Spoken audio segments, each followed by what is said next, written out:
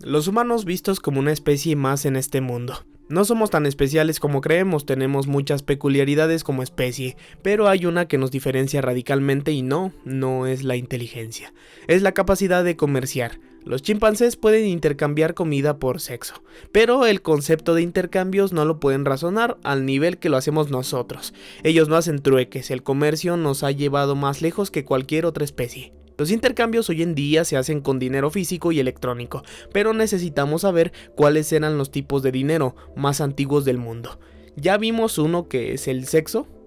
Una de las monedas de cambio más antigua en los primeros asentamientos humanos era el ganado, pero era muy difícil cambiar un becerro por otras cosas. A este problema el trueque se le conoce como coincidencia de deseos. Realmente es muy difícil buscar a alguien que cambie cosas y que ambas partes se vayan satisfechas. Podrías cambiar un PlayStation 5 por un Xbox Series, tal vez, pero ¿cómo cambias el PlayStation por una vaca? Está difícil que alguien cambie cosas tan diferentes. Es por eso que la invención del dinero es fundamental para el comercio. El otro día estaba escuchando una entrevista de alguien que decía que era mejor volver al trueque y que antes se vivía mejor. Yo no entiendo de dónde sale esta gente. ¿Se imaginan la cantidad de esfuerzo que nos costaría conseguir comida haciendo puro trueque? En Venezuela hacen mucho trueque, pero porque no tienen otra opción, no porque quieran, y también ya están usando mucho las criptomonedas. Bueno, en fin, el dinero por lo tanto es una herramienta que se usa para obtener los bienes y servicios que necesitas, y pues ni modo, hay que ganárselo. El dinero en la antigüedad era prácticamente cualquier cosa. Ya hablamos del ganado y del sexo, pero también piedras bonitas, conchas de mar, metales, semillas, rupias, de todo. Pokémonedas, ¿no? Hoy en día el valor del dinero viene de la fe. La fe en que tú compraste algo con ese dinero hoy. Entonces tienes la seguridad de que ese dinero seguirá valiendo mañana. Ese dinero pueden ser tarjetas de regalo, pesos de los que sean, dinero electrónico, lo que sea, pero las características principales del dinero son que es genuino y que la gente confía en su valor. Dinero genuino quiere decir que no sea falsificado. Sabemos que los bancos centrales imprimen dinero y ese dinero es válido solo si es impreso por ellos. En realidad no había mucha diferencia si tú los imprimes en casa, pero eso es ilegal. De hecho, Rick, en El precio de la historia, menciona en un capítulo que Corea del Norte falsifica dólares y son falsificaciones detalladísimas. La verdad no me consta, pero pareció interesante. No lo sé, parece falso, ¿no? En cuanto a la confianza de valor, pues quiere decir que su valor se preserva a lo largo del tiempo. Sin embargo, todas las divisas usadas actualmente no preservan su valor a lo largo del tiempo. Debido al incremento de divisas en circulación, el poder adquisitivo de la divisa en cuestión se pierde, o sea que imprimen mucho y el valor del dinero se pierde si hay más en circulación. En la actualidad, todas las divisas del mundo no retienen su valor, y este es el mismo problema que tuvieron otros tipos de dinero, como la sal o el cacao. A fin de cuentas se les puede considerar como monedas de cambio. Entonces aquí hay tres cosas que definir. Divisas o dinero fiat son las que usamos hoy en día como medio de intercambio. Pesos, dólares, euros, etc. La moneda, cualquier medio de intercambio válido en transacciones. Las materias primas son un buen ejemplo. Hasta el té era un medio de intercambio en la antigüedad.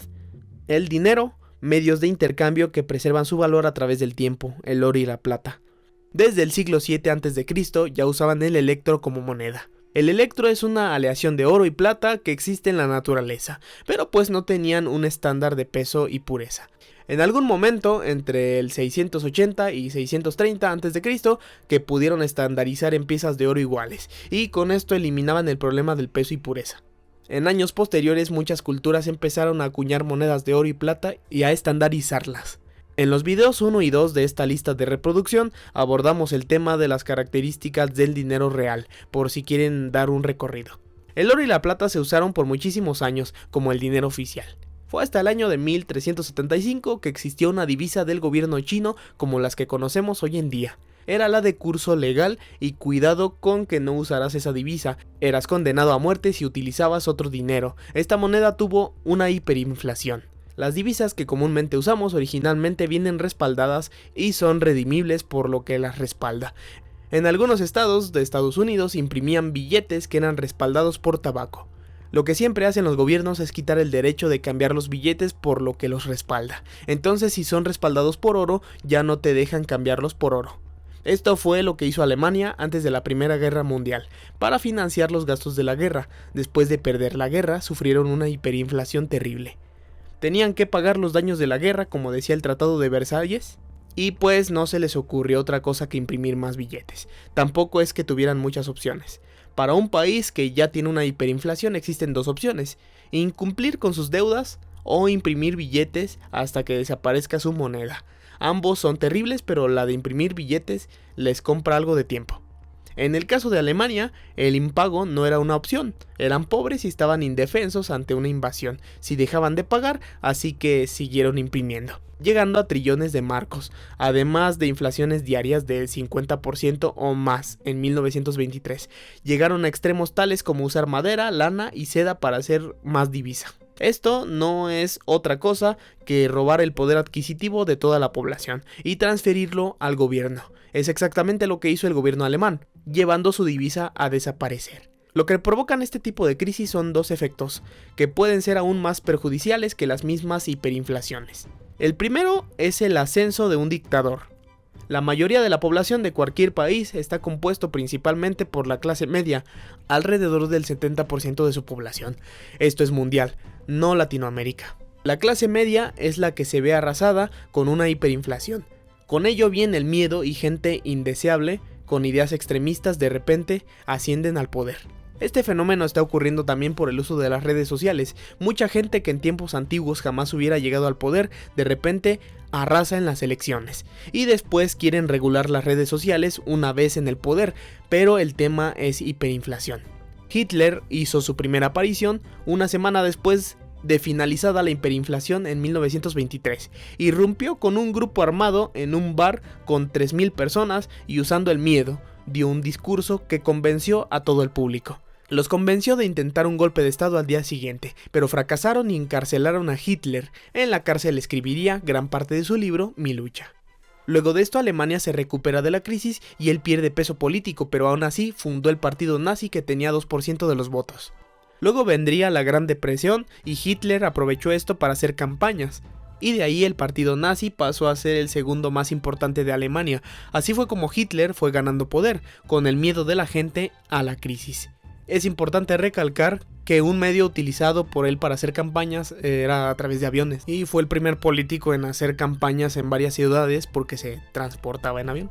Y al mismo tiempo, así fue como les quitó todo su derecho a los alemanes. Propiedad privada, derecho de reunión pública, privacidad en correo y teléfono, ya saben, como los comunistas. Entonces el primer efecto que provocan las crisis económicas es el ascenso de dictadores. El segundo efecto es el colectivismo.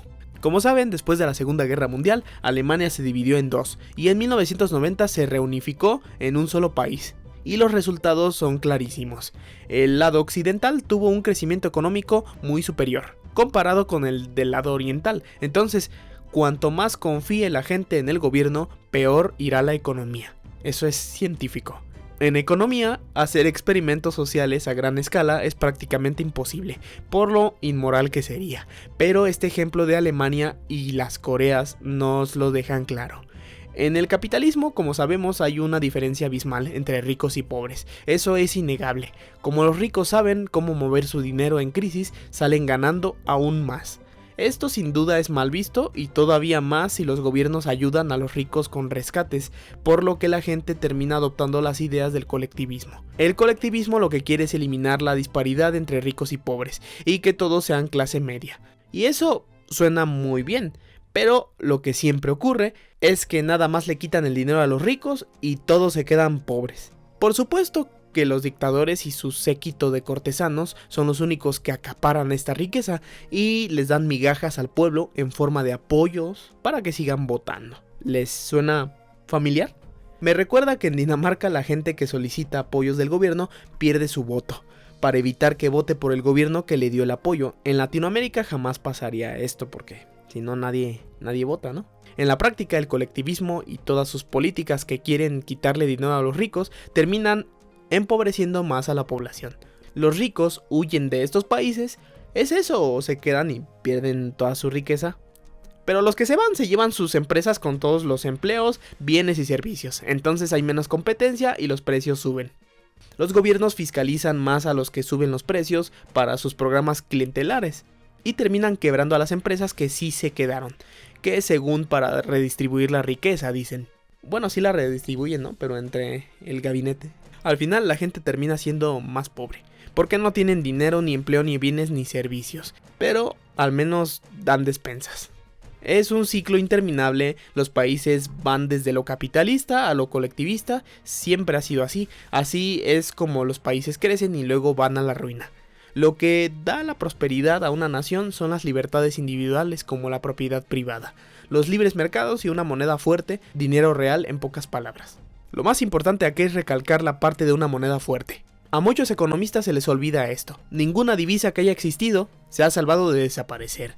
Es hasta que su valor llega a cero. Lo que dicen los sistemas monetarios es que su objetivo es mantener un suministro de dinero estable, bajo y confiable. También dicen que las monedas basadas en metales están limitadas porque la oferta de metales es limitada y eso le quita liquidez al mercado. Además, después de la revolución industrial se necesitaba una moneda que diera más dinamismo y adaptabilidad al crecimiento. Y finalmente, la tarea de los bancos centrales es mantener un suministro del dinero constante que vaya a la par del crecimiento económico. Son puras porquerías que dicen nada más para imprimir dinero a su antojo. La verdad es que una moneda de metal va a ganar poder adquisitivo a través del tiempo. Esta corriente económica es la keynesiana. Muy a grandes rasgos expanden y contraen la oferta monetaria para evitar las inflaciones y deflaciones. El problema es que nada más expanden la economía, nunca la contraen y con expanderla se refieren a imprimir billetes y bajar tasas de interés. Recuerden que los bancos comerciales reciben las divisas en papel y luego las prestan una y otra vez sin tener los billetes en sus bóvedas.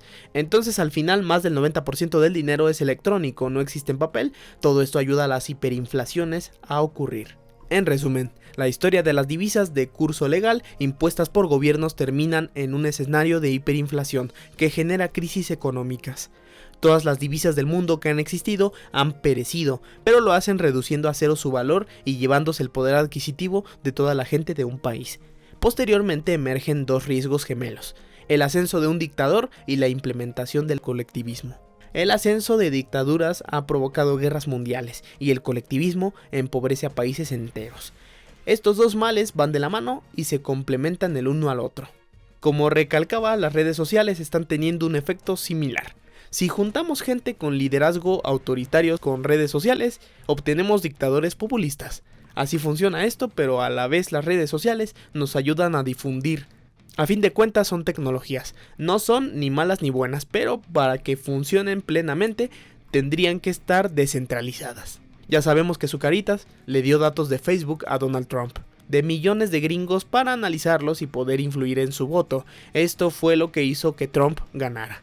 En la actualidad no existe elección presidencial en el mundo que no esté amañada desde las redes sociales. Y esto no es nuevo, pero de verdad no se imaginan lo turbias que son las elecciones.